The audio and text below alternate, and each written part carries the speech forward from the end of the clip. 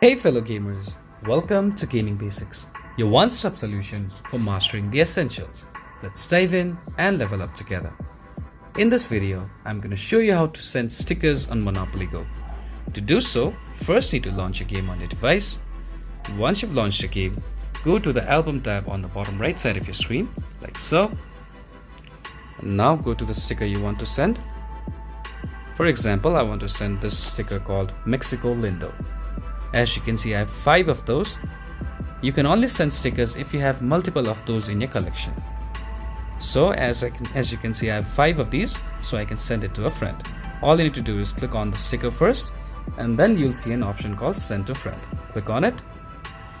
Now select the friend you want to send the sticker to, like so, and then press Continue.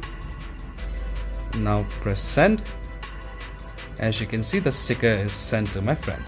If you found this video helpful, please give us a thumbs up.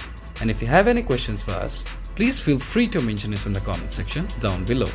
Also, don't forget to hit that subscribe button and ring the notification bell so you never miss out on our latest guides and tutorials.